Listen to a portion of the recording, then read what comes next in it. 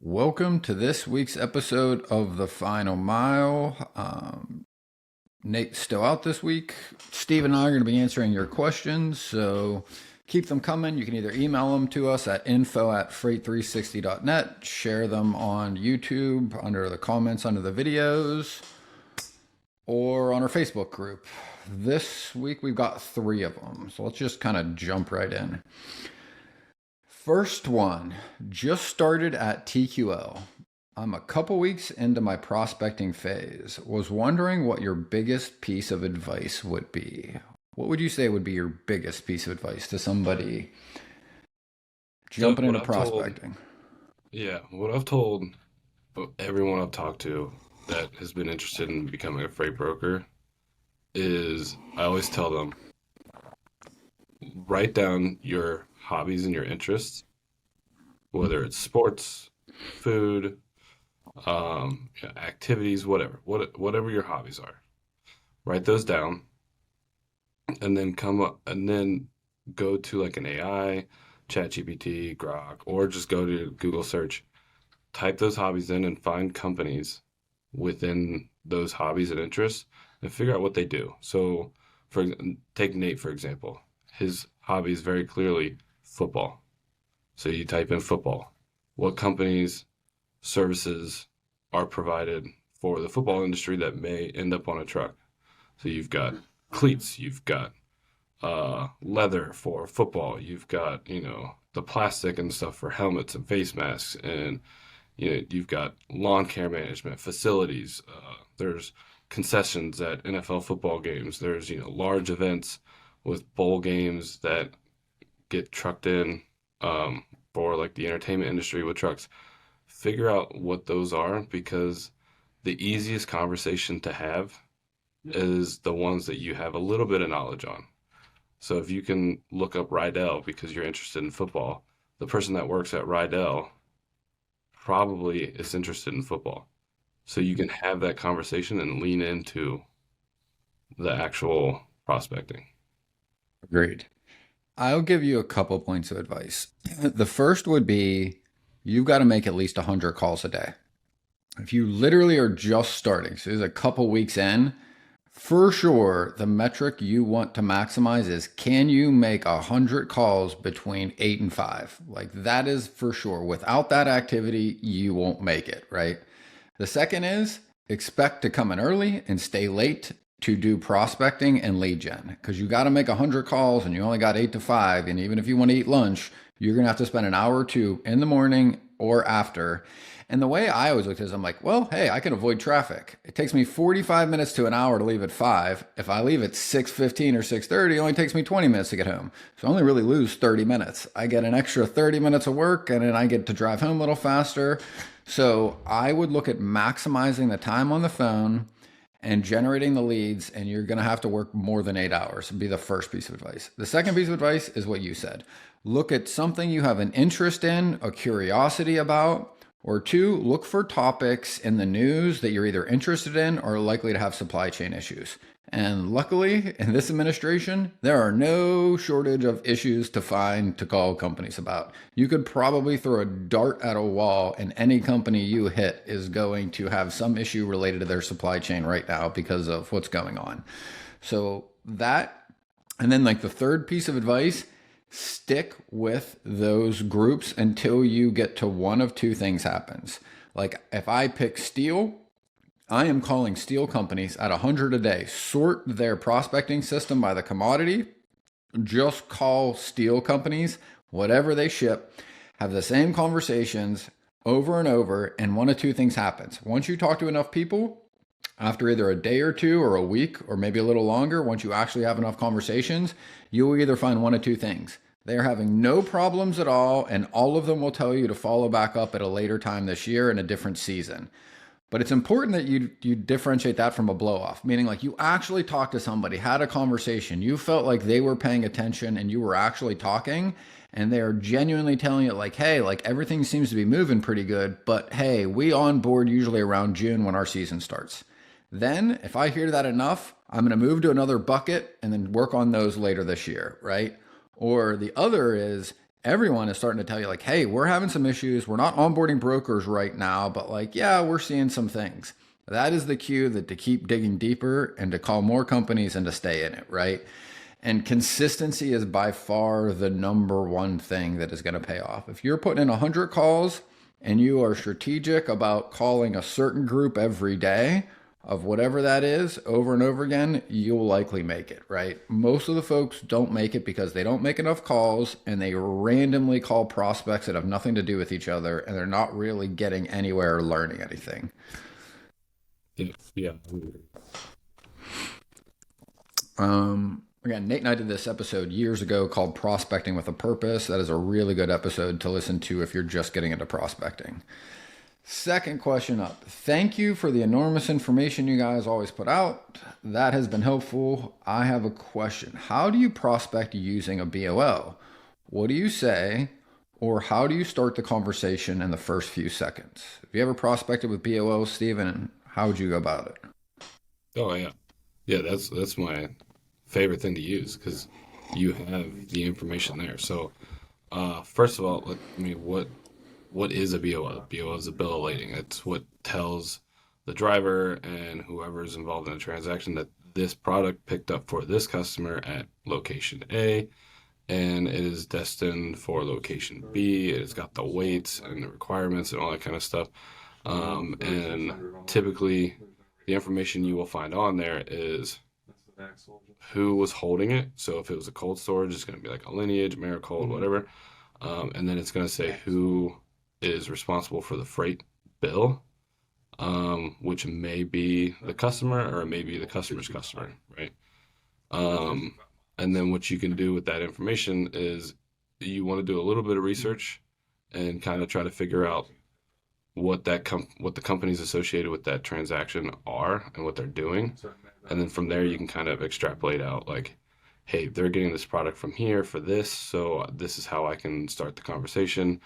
You'll say things like, hey, I know our we just got this did this load with you going to X and we've got trucks there, 2 or 3 times a week. We're just looking to see if maybe you're sending product out of there, or maybe you're bringing in freight from somewhere else since we're coming there regularly.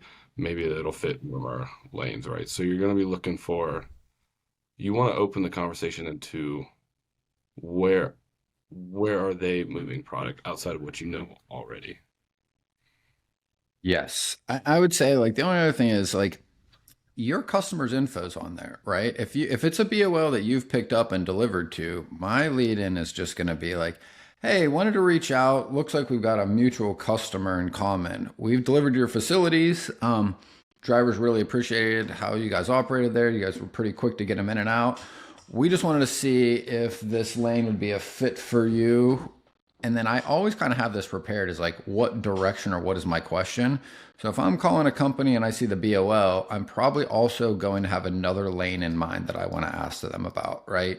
So I go in with why I'm calling them. Hey, we've got a mutual customer in common. We both work with ABC. We've delivered there a few times. Wanted to reach out and see if it made sense for us to talk about possibly working together down the line, right? Like that's pretty much the whole conversation. I mean, anything else you could think that's worth adding that we're missing?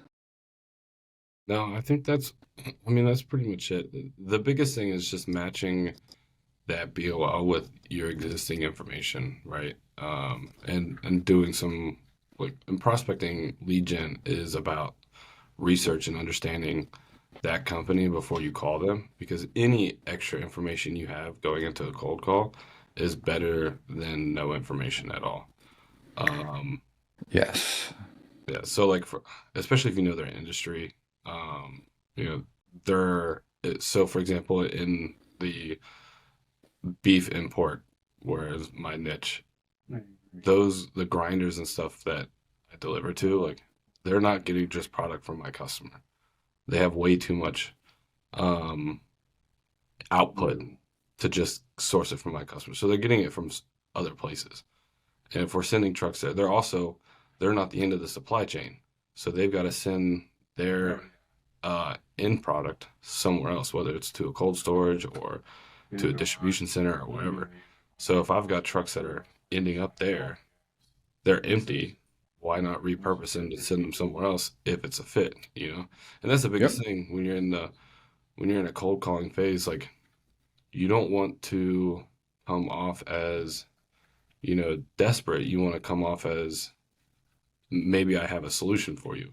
And maybe I don't. Maybe where you're sending trucks to doesn't work for me and I don't want to, I don't want to take that on. Um, and conveying that will give you it'll convey a sense of like professionalism within what you're trying to do because you're not another broker that's saying I got all these trucks, I got the cheapest rates, da da da. You have a goal in mind and you're trying to make it work with them if it's possible, right? Yeah, and I think here's why that works, right? It's because you are really, they call it like parlaying, right? Like if I work with you, Stephen, and you're my customer, and your customer is Acme Steel, when I call them, they know you and I know you. So when I tell them I work with you, they're more likely to have a conversation with me because they figure like I've already vetted Stephen, I've known him for years, and I trust him. If he trusts Ben, then it's at least worth a conversation. That's really why that works, right? Third one, can you guys create a video on how new brokers with their own LLC hire, I guess, established carriers, drivers somehow don't trust new brokers because of their factoring companies, don't do business with all new brokers. This will help new brokers who start their own companies. What are your thoughts on that one? So it sounds to me like this is a newer brokerage that probably has not established their credit history yet. And they're trying to cover their freight, and the common response that they're going to get for a few months, if not a year, is going to be, well, the factoring company says you don't have any credit history, so we can't work with you. Now, what we've established in a previous episode is that your factoring company, the carrier's factoring company, does not have to be legally involved in the transaction. So just because the factoring company won't factor the load doesn't mean the carrier can't haul it. And then that's going to be on you to try to, negotiate with them to not factor the load. So maybe it's, pay half up front, but during that transaction, you want to make sure that they're still sending that information to the like Ansonia or whatever who does the credit history so that it will speed up your credit reporting and get you established so that the factoring companies can start to see your credit history. Yeah, it's definitely one of the harder things to do is to be able to get the carriers to first start working with you in your first year in business as a freight broker. Like, I think that's probably one of the hardest. And like fraud has made that even harder than it was previously. So, like, it is an uphill battle. The thing I would say, and we've done like whole episodes on this, but the thing I would say is like, one, the time it takes to convince a carrier to work with you outside of their factoring company makes it really hard to cover a load same day because it usually takes a day or two to get that carrier to be willing to work with you, right? The other thing that makes it easier is if you've got dedicated freight or some loads consistently, it's easier to get a carrier to be willing to do extra things to work with you, right? So one of the things that's helpful is like working or finding lanes that are fairly local or fairly consistent, and then going and finding a lot of carriers that could run that lane, having enough conversations with them to be willing to work with you when the next load comes up. You're going to have to get them on board before you've got the next load. You like if I get a load today, I'm probably not going to be able to get that carrier through the headache of the factoring and me paying them direct to move a load today. But if I can talk to their dispatcher or the carrier owner and say, look, like we're a newer business, I would like to be able to work with you guys, build a long-term relationship. Can we work together for my loads next week? Then spend more time because it's really a sales process. You got to establish trust. You got to get that carrier to want to work with you, and you need to have something that they're going to want, right? And that's usually more freight. So like finding shippers that ship locally and have lanes consistently week over week, at least then you can go to a local carrier like, hey, look, if these local runs work with you, I'd love to be able to find some fit over the next couple of weeks and hopefully build a long relationship. can we operate where we can pay you direct, half up front, maybe quick pay you for free, maybe give you 75% of the rate or line haul when you pick up, the other 25% at delivery, and then slowly build trust, because it really is just, it takes time and patience, and you got to make lots of phone calls to find the carriers that are going to be willing to do extra steps to be willing to work with you, right? There's no fast way to get through that. Like, I've worked with companies at private equity funding that had literally almost like endless amounts of money in this context, like, and still having more cash doesn't establish trust, because they don't know, even if you have that money, if you're going to pay them when you're supposed to. There's no reporting, there's no credit yet, right?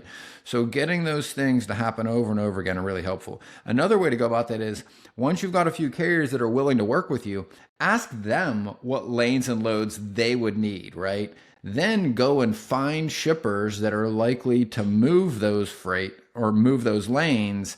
Talk with that shipper until you can get that shipper to give you the load that matches with the carrier you found. It's like, hey, do you either start with a load or the carrier? In this scenario, you could start with a carrier. Get 2 or 3 carriers that are willing to work with you, get a list of the lanes that they want, go prospect for what the carrier wants. Once you got a shipper that can move that lane or need you for it, now you've already had the carrier, right? So it's like, instead of the horse in front of the cart, in this scenario, you put the cart in front of the horse, get the carrier in line, then go find the freight, then go back to the carrier, right? But it's really just kind of working back over and over again until you can kind of get enough of them on board. And then little by little, it changes, right? Because like, you need to move, I think it's about 4 loads, 4 separate transactions every month to get reported to Ansonia over at least 5 months for them to establish your credit. So it really is just building this step by step, load by load, and just having more and more conversations with carriers over time, and doing this more and more with shippers, and finding that overlap between the two.